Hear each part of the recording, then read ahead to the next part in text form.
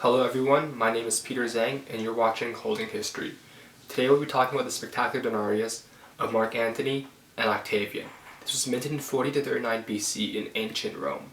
This is such a historically significant coin because it shows the last time that these two great men and great generals were to be allies and to be minted on the same side. First off, this is Mark Antony. He was, by all accounts, a very successful general in Caesar's army. He was one of the top-ranking commanders in Caesar's army and had a close personal relationship with Julius Caesar himself.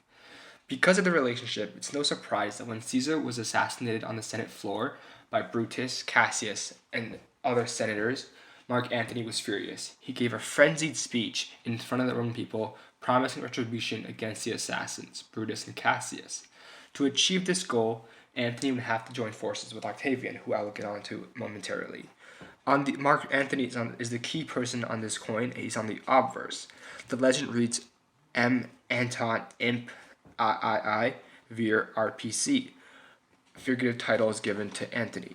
The shorthand depicts is Mark Antony Imperator III Vir, which is man of the Republic, and RPC, which is of the Republic, and it depicts the head of Antony facing left.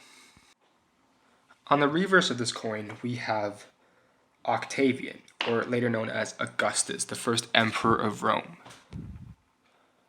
And what's so significant here is that Octavian was a stepson of Julius Caesar. He was the son of Julius Caesar's sister, and was also a general in his army. Not quite as high-ranking as Mark Antony, but still a general nonetheless. After the death of his father-in-law, he also allied with Antony to fight off his assassins, and eventually defeated them. He also had a lot of aspirations to become the first emperor of Rome, an aspiration which he later on obtained after defeating Antony, which I will get onto later. So as you can tell, what's so significant about this coin is that it was one of the last times that Antony and Octavian were depicted as allies together. And this is such a strong depiction as well, having one leader's portrait on one side and the other on the other side, meaning that they're joining forces seen as one unit. And this was really the last time. This was minted in 40 to 39 BC, and within 5 years, Mark Antony would be dead, and Octavian would change his name to Augustus and be the leader of Rome. And that's what's so significant about this coin, is that it's one of the last times they were seen together as one force, and really depicts the last years of the Roman Republic before it became the Roman Empire. And that's what I find it so fascinating about holding this coin in my hand. I can really feel the history.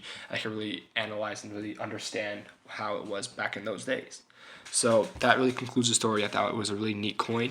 Thanks for tuning in, and come back next week where we'll get into another coin and another great story. Thank you.